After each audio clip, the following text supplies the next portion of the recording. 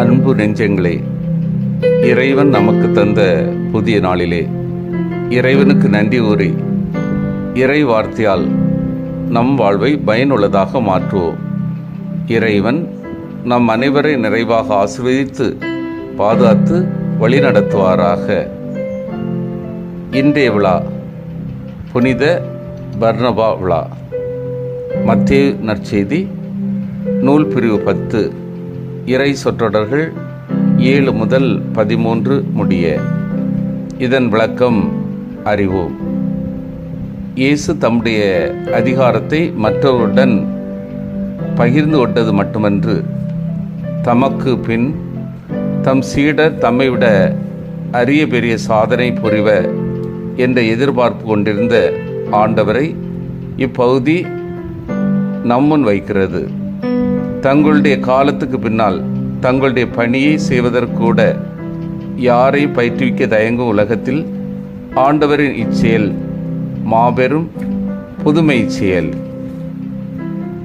முழுவதுமாக கடவுளை நம்பி அதனால் வழங்கப்படும் மக்களின் பராமரிப்பை தாழ்மையுடன் ஏற்கும் ஒரு மனநிலை இறை பணியாளருக்கு தேவை. வேலையாளர் தம் உணவுக்கு உரிமை உடையவரே. ஒரு ஊருக்குள் நுழைகையில் அந்த ஊரில் இறையரசு மீது பற்றுள்ள மனிதர் யார் என விசாரித்தறிந்து அந்த இல்லத்துக்கு செல்லுமாறு இயேசு ஆலோசனை சொல்லுகின்றார்.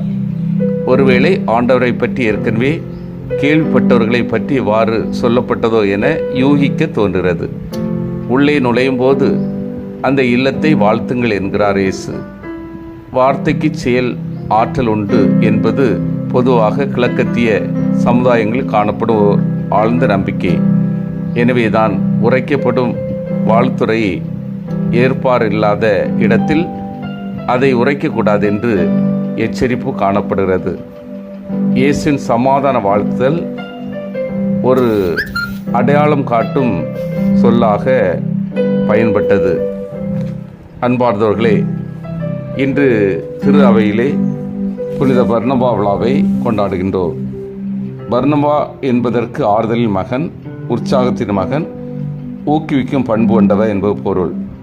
இவர் சைப்ரஸ் தீவை சேர்ந்த லேவியர் ஆவர். திருத்தூதர்களால் பர்னபா என்று அழைக்கப்பட்ட இவருடைய இயற்பெயர் யோசேப்பு ஆகும். இளம் வயதிலேயே கிறிஸ்துவை ஏற்று கிறிஸ்தவரான இவர் தனக்கு இருந்த ஒரு நிலத்தை விற்று அந்த தொகை ஏழைகளுக்கு பகிர்ந்தளிக்கும்படி திருத்தூதர்களின் பாதத்தில் கொண்டு வந்து வைத்தார். பவுல் மனமாறியவுடன் பர்னபா தான் அவரை எருசலேமில் இருந்த திருத்தூதர்களிடம் அழைத்து சென்று அறிமுகப்படுத்தினார். புதிதாக சிரியா அந்தியோக்கியாவில் நிறுவப்பட்ட திரு அவைக்கு எருசலேம் திரு அவையானது பர்னபாவைத்தான் அனுப்பி வைத்தது. இவரின் சீரிய பணியும் அதில் அடைந்த வெற்றியும் கண்ட பவுல் தன்னை பர்னபாவுடன் இணைத்து கொண்டார். இருவர் இணைந்து அங்கு ஓராண்டு பணியாற்றினார்கள். எருசலேமில் உள்ள ஏழைகளுக்காக அந்தியோக்கியாவில் பெற்ற பொருள் உதவியை பவுலும் பர்னபாவும் தான் எருசலேமுக்கு கொண்டு சென்றார்கள். எருசலேமில் நடந்த முதல் பொது சங்கத்திற்கும் இருவரும் பிரதிநிதிகளாக அனுப்பப்பட்டார்கள். சைப்ரஸ் என்ற பர்னபா அங்கு நற்செய்தி அறிவித்து கல்லால் எறியப்பட்டு 64ஆம் ஆண்டு இறந்தார். 12 திருத்தூதர்கள் ஒருவராக இல்லாத போதும் பவுலை போலவே பர்னபாவும் திருத்தூதர் என்றே அறியப்படுகிறார். சிந்தித்து தியானித்து செயல்படுவோம். இயேசுவின் நற்செய்தி பணியை நான் உள விருப்பத்தோடு செய்கின்றேனா? தியாகம் நிறைந்த போதனை என்னிடம் உள்ளதா? நான் முன்மாதிரியான வாழ்வால் சான்று பகர்கின்றேனா? மன்றாடுவோமாக. வல்லமை மிக்க இறைவா,